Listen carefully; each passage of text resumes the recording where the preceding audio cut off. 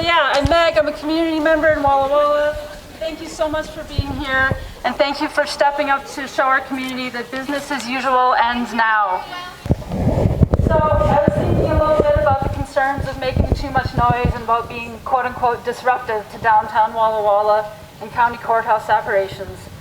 I respect the employees and officials of our county, I truly do, and I don't want to encourage you to break laws, and I'm not encouraging anybody here to do so. But at the same time, isn't it kind of funny? When you take to the streets because your future has been stolen, you're told to stay quiet. Come back on the weekend, come back after work hours, don't make any noise, don't be disruptive. It kind of misses the point of a strike, don't you?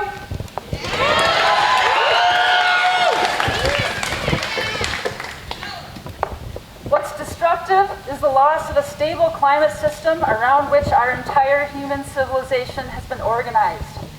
What's disruptive is the intergenerational theft of an inhabitable planet from anybody under the age of 35, and the theft of livable places from poor nations from the excess of rich nations. And that theft is happening right now. We are here to say that this is an emergency. That is the true disruption. And the business as usual ends now.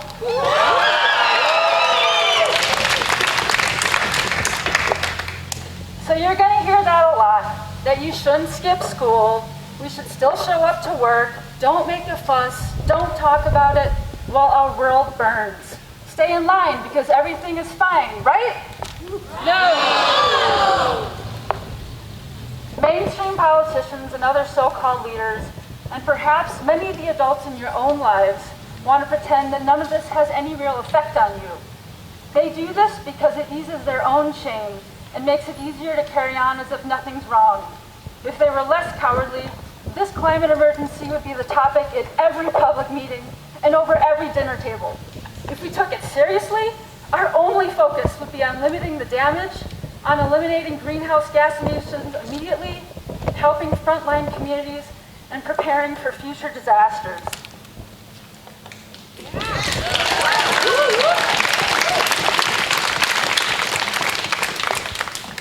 We know that the climate crisis is woven through every aspect of our lives, and if they took it seriously, it would be considered in any discussion of our present and our future.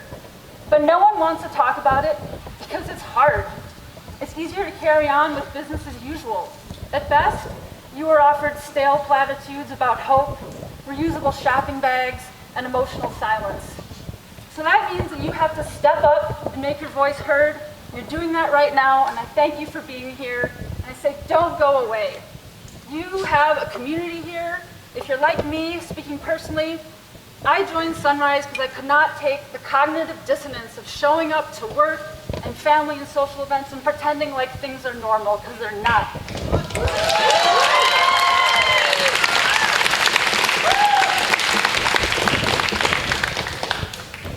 So I found a community in the Sunrise Movement, and we are working to make change locally and nationally, and I encourage you to show up and make climate part of the discussion everywhere, and work with us and other local groups to create change, especially next fall.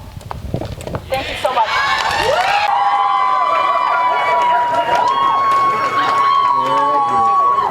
Concerned with the state of Earth's climate.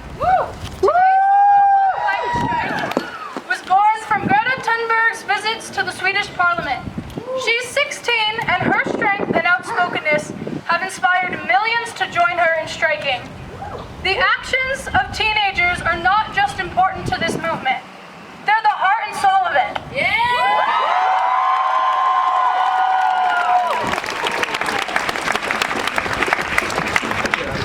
Youth have always been a leading force in protesting, demonstrating, and fighting for justice.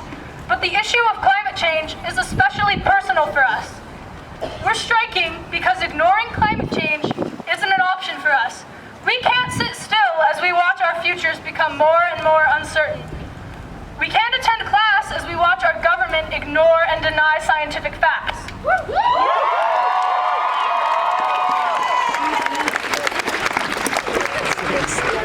How can we be quiet as millionaires cut corners in their business and pollute our planet, and while politicians turn a blind eye? Death to the parasite!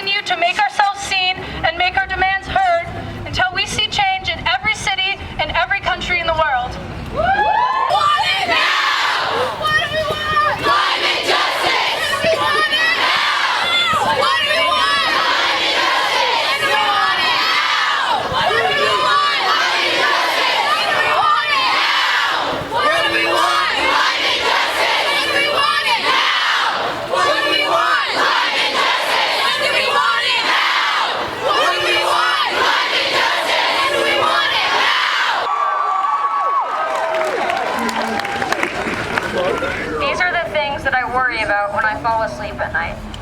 Did I finish my homework? Have I unpacked my lunch? I think I left a half-eaten banana in there. How much longer till Cardi B puts out her next song? Will snow exist when I have kids? Will polar bears? Will Holland still be around when I'm in college? No. Will Santa still live in the snow? Be food and water for everyone on the planet? Will I experience a third world war over resources? Will my kids get to see the animals I studied about in elementary school? I know there are things that I can do to help fight climate change, like recycling, buying less stuff, taking shorter showers, riding a bike and walking. But one thing that most of you can do that I can't do is vote.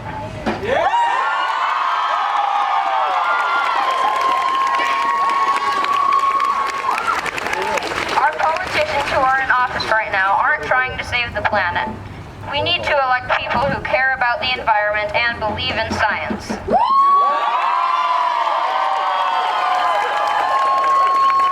I would like to share a poem by Shel Silverstein that I think directly relates to climate change and is about needing to act soon instead of making excuses. Help by Shel Silverstein. I walked through the wildwood and what did I see but a unicorn with his horn stuck in a tree, crying, "Someone please help me before it's too late." I hollered back, "I'll free you." "Wait," he hollered, "how much will it hurt? How long will it take? Are you sure my horn will not scratch, bend, or break? How hard will you pull? How much must I pay? Must you do it right now, or is Wednesday okay? Have you done this before? Do you have the right tools? Have you graduated from horn saving school? Will I owe you a favor, and what will it be? Do I promise that you will not damage the tree? Should I close my eyes? Should I sit down or stand? Do you have insurance? Have you washed your hands? And after you free me, tell me, what then? Can you guarantee I won't be stuck again? Tell me when, tell me how, tell me why, tell me where. I guess that he's still sitting there. The time for action is now. Thank you.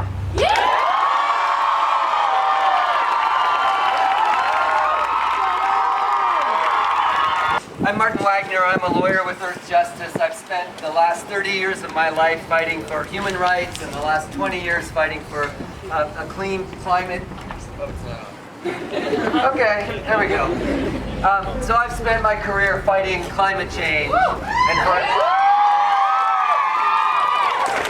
But I actually want to speak here today as someone who is back from the class of 1983, which means I'm 57 years old, so I am an elder at this youth-led march. So I want to speak on behalf of the elders, first to the youth and then to the elders here. To the youth. People around you, particularly people of my generation and a generation in front of me, will tell you you're wrong. You are not wrong. They will tell you you're wrong to be here, that you're wrong to be marching, that you're wrong to be angry, that you're wrong to be afraid.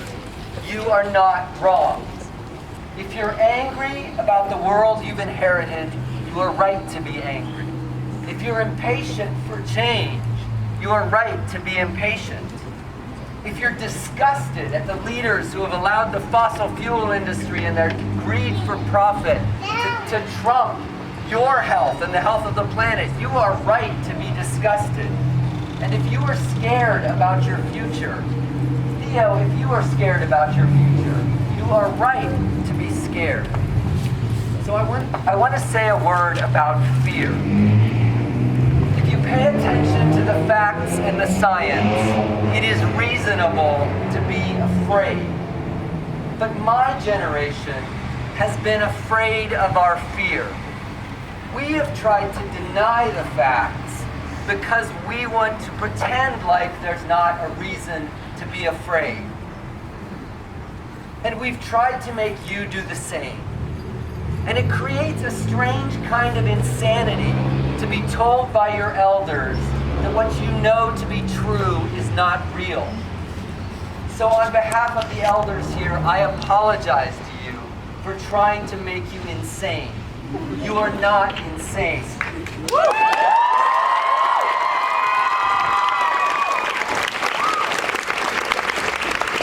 I say to you now, look at the facts.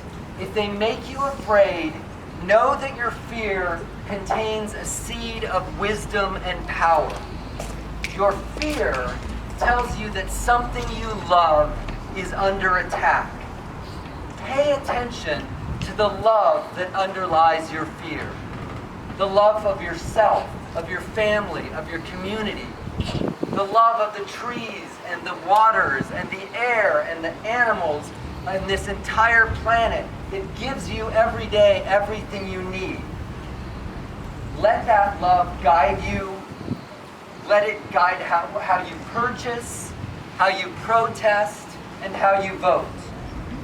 And do not let anyone unwilling to face their own fear tell you that you are wrong. And finally, I want to speak to the elders here. Elders, look around you at these young people. They are the future. They are inheriting what we have done and what we have not done. It is time for us to step back and let them step forward. It is time for us to act as wise elders, to ask them how we can support them, to thank them for the work they're doing, to rub their feet after they march, to cook them food while they work, to listen to them and believe them when they tell us they're afraid or they're angry. So I challenge every one of you who considers yourself an adult or an elder to look around you, to think about the youth in your life, and think about how you can support them. So right now, to close this, I want to encourage everyone who say over 35 to give a big shout of thank you, we support you to the youth here. Thank you! One, two, three. Thank you! We support you! Some of you guys have already heard this because Wahai actually had a walkout today, which is really exciting.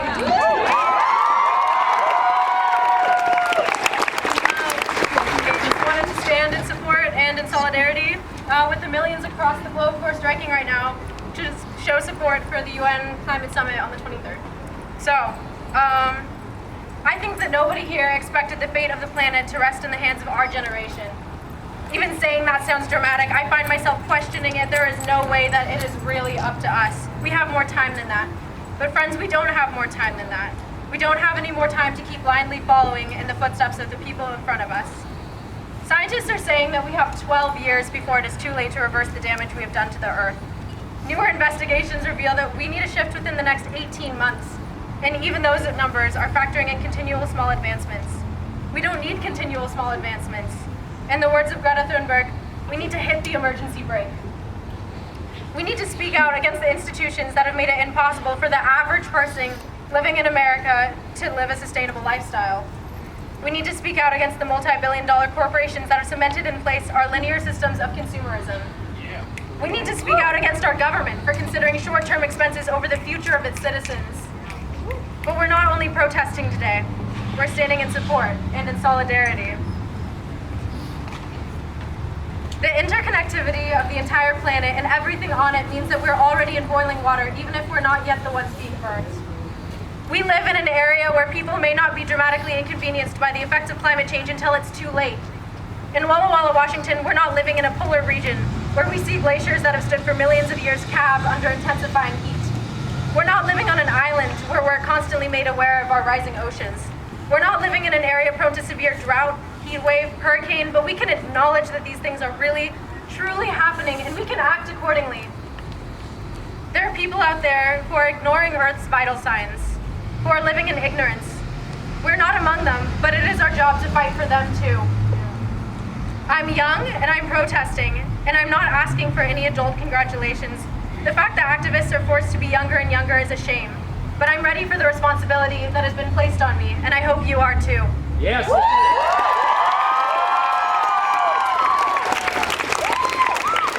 will raise my voice and to spread awareness. I will write my representatives. I will recognize that every action counts. I will recognize my privilege and work hard to advocate for those who cannot speak for themselves. We're young and we are in a crisis, but we're unified and will pave the way. Thank you. I'm Ella. I'm a senior at WAHI. And yeah, so in times like these, I feel like words express, and poems in particular express, feelings that people have that they can't get out any other way. And so I'd love to read you guys a poem. So this is called The Canyon. Okay, sorry. The Canyon. Layers upon layers of earth, one year piled on top of another like the generations of a family, from the eldest soul to the wide eyes just introduced to life. Twisting turns of graying landscapes akin to paths wound around a local village that has felt hundreds of steps, felt the beat and rhythm of community bound by meals shared, fabrics woven, and stories told time and time again. Where has the spirit of togetherness went? Did it excuse itself quietly from the table like an antisocial invitee of a dinner party? Or did it crash in an obnoxiously loud fashion into the lap of today, eagerly awaiting what tomorrow will bring, or more likely, what it will take away? Because the ink is spilling, covering mountains, disintegrating molehills. Soon enough, we won't be able to put the canvas we call this planet to use. And then, who will paint the portrait of history?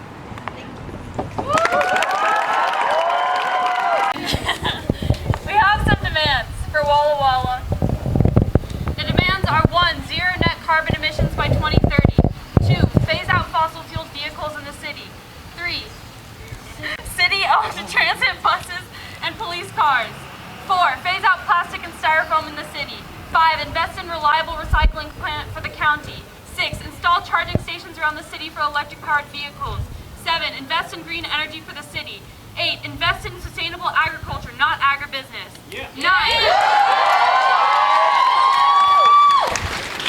Reverse the disintegration of the community college. Fund it to make it cheaper or free for the community. 10.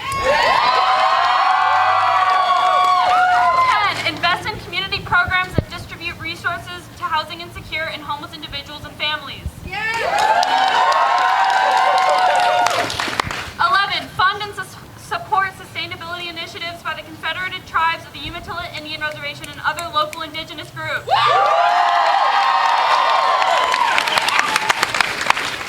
So our action doesn't end here today. We need to continue engaging throughout our lives in order to make this climate crisis known.